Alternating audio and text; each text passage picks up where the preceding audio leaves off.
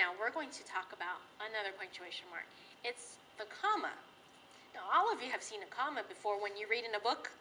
It doesn't look like a period. It looks like a little C that's hanging on the bottom of a sentence. If you look up here on the board, I have a very large one. Now you wouldn't normally write your comma this large on a piece of paper, but it's shaped like this. It's kind of like a dot or a period with a little tail at the end of it. This is a comma, and we're going to learn about ways that we use a comma. This punctuation mark is important because it helps us to pause in a sentence. Oh, we don't stop. A period reminds us to stop in a sentence. But a comma, boys and girls watching, helps us to just pause, and then we're going to keep on going on. Here's our first rule. Use a comma after yes or no at the beginning of a sentence.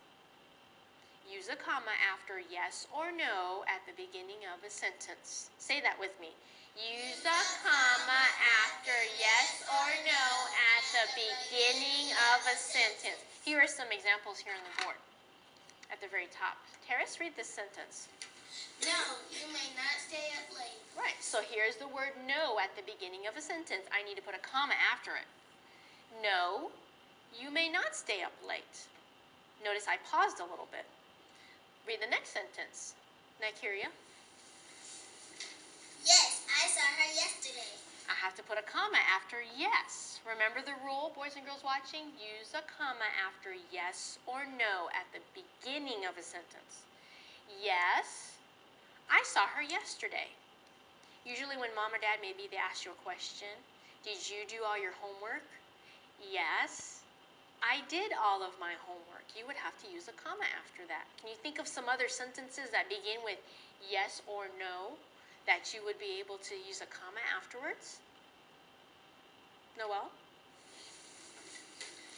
No, you're not allowed to do that. No, comma, you're not allowed to do that. You have to use a comma after it. Kristen? Yes, you may have a cupcake. That would probably be one that we hear a lot. Yes, you may have a cupcake or a cookie, but you need to have a comma right after it. Let's say this rule again. Use a comma after yes or no at the beginning of a sentence. Now there's another rule we're going to learn with a comma, and this one, I have my blue comma that's going to help us.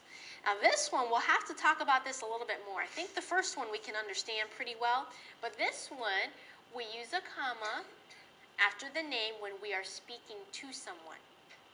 We use a comma when we are speaking to someone.